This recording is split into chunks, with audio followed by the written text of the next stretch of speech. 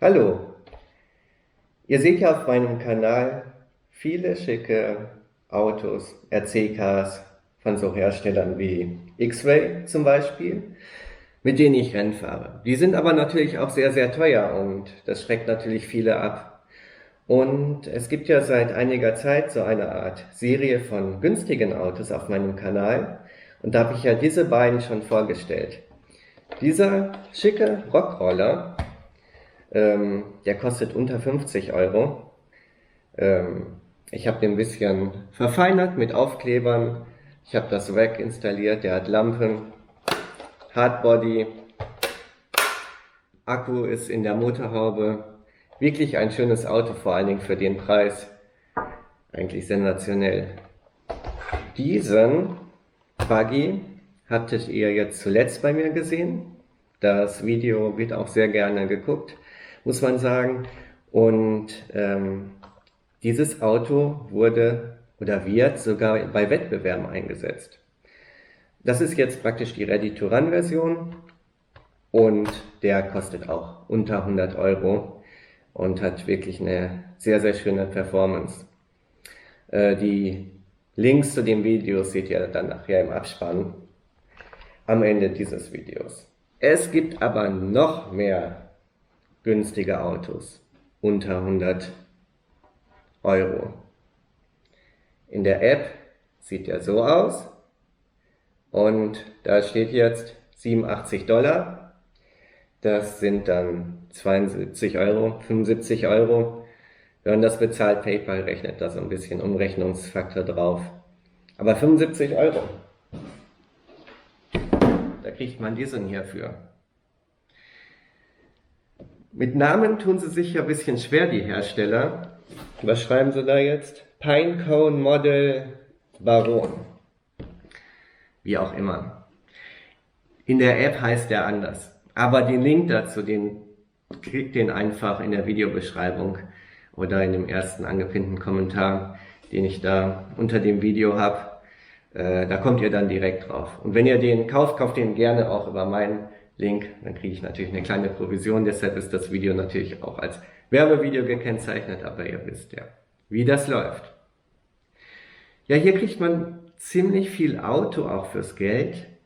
Und die Frage ist das vielleicht sogar das beste Auto für unter 100 Euro? Es gibt schon sehr viele englischsprachige Videos hiervon und das, was ich auch gesehen habe, sieht toll aus, aber ich muss sagen, es sieht in echt noch viel besser aus. Mein erster Eindruck. Ich habe ihn auch schon unboxed, ist nichts Wildes, ist schön verpackt hier drin. Ich zeige euch das Auto einfach direkt und dann gehen wir da mal durch. Hier ist der Kleine. Er sieht einfach toll aus, muss man sagen. Die Karosserie ist natürlich sehr stark angelehnt an diesen Arma. Ich weiß gar nicht, wie er jetzt heißt, Arma Infraction, so ein 1:8er Street Basher. Ist im Prinzip das gleiche Design, nur sehr weit runter skaliert.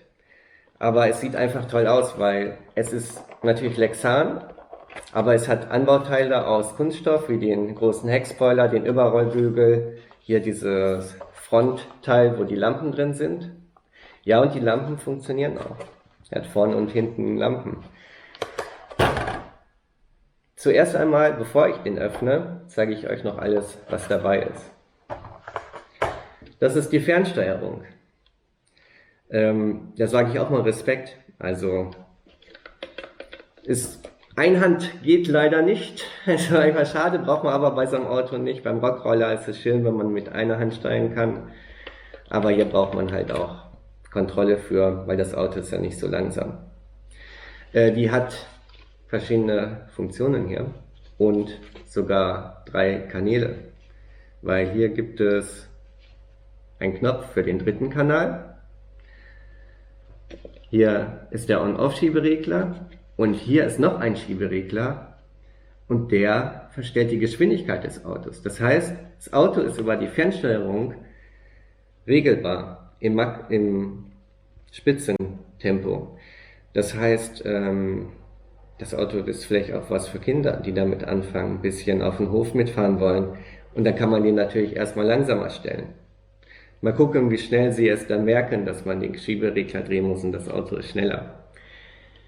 Sie hat auch Steering Trim und Throttle Trim und Reverse, also die Feineinstellungen, wenn die Lenkung verstellt ist, dreht ihr da, dass sie gerade ist. Und ESP. Da muss ich mal nachgucken, ob das wirklich funktioniert. Das haben ja die großen Hersteller auch alle. Bei Traxxas heißt es TSM. Und es ist wie beim echten Auto, ein elektronisches Stabilitätsprogramm. Das Auto, wenn es gerade ausfahren soll und es ist rutschig oder so und es will ausbrechen, dann soll er angeblich dagegen steuern. Muss man mal gucken, ob das funktioniert und ob es auch beim Driften funktioniert, wer weiß. Apropos Driften, das ist ja nicht alles. Das Auto ist ja 2 in 1. Das sind jetzt hier Gummireifen. Die fühlen sich auch ganz gut an, haben ein schönes Profil, aber da kommt noch diese Tüte mit. Und da haben wir Driftreifen.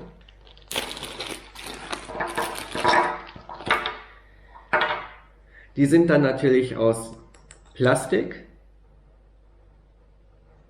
haben dann schwarze Felgen, das heißt, die Optik des Autos ändert sich auch ein bisschen und haben natürlich keinen Grip, aber das Auto hat Allradantrieb und im Prinzip habe ich das gleiche System mal mit einem TT01 gemacht. Wenn man da Driftreifen draufsetzt, dann hat er halt keinen Grip mehr und driftet.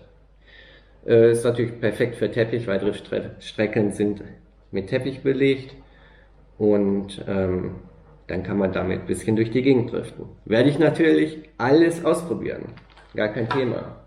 Diese Tüte ist auch dabei, Werkzeug, aber das ist nicht alles. Man hat hier auch diesen Tamiya-Schlüssel, mit dem man die Räder dann wechselt und der ist aus Metall. Das war ja bei dem hier aus Plastik, der dann nicht funktioniert hatte, weil Plastik nun mal zu weich ist, aber der ist aus Metall. Man hat einen kleinen Schraubendreher dabei, Ersatz-Turnbuckles mit dabei, finde ich hervorragend. Das sollte für die Lenkung sein, ja, man eckt irgendwo an, der bricht, 2 Ersatz dabei.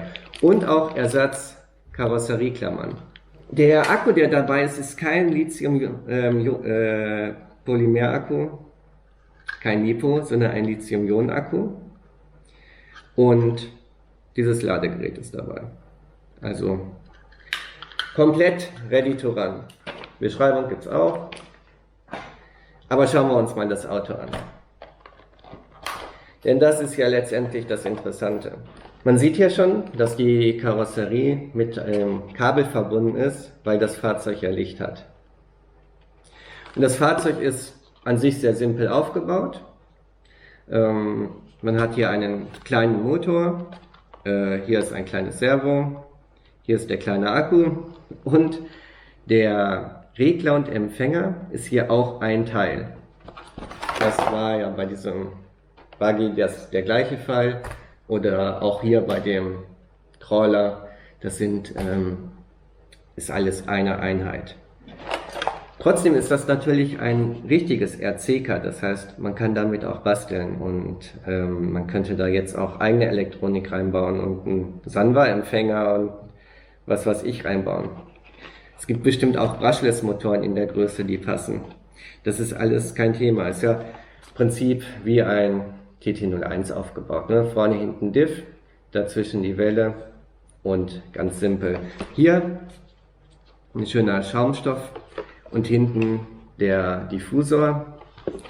Der Akku hat 1200 Milliampere und wie gesagt, also es hat auch eine Nennspannung von 7,4 Volt wie ein normaler LiPo-Akku.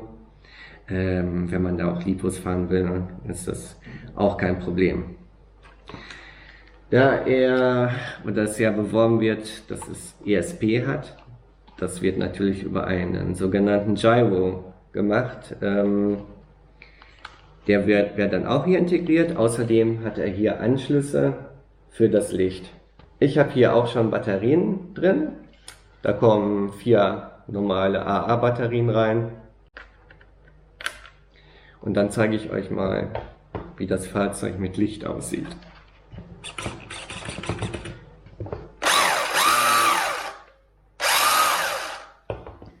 Rückwärts fährt er auch. So sieht das aus von vorne. Es sieht wirklich toll aus, weil diese Lampen haben auch nochmal diesen roten Ring da drum. Und hinten hat er, wie Formel 1 Autos, so einen Rückleuchte im Diffusor. Finde ich auch sehr, sehr cool.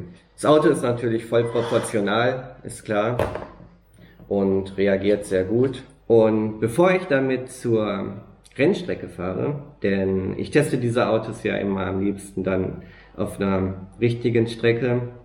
In diesem Fall natürlich einmal, wie performt er mit den normalen Gummireifen und wie sieht das Driftergebnis aus mit den Driftreifen. Drehe ich hier mal eine kleine Runde im Wohnzimmer. Dann habt ihr schon mal einen kleinen Eindruck davon, wie es aussieht.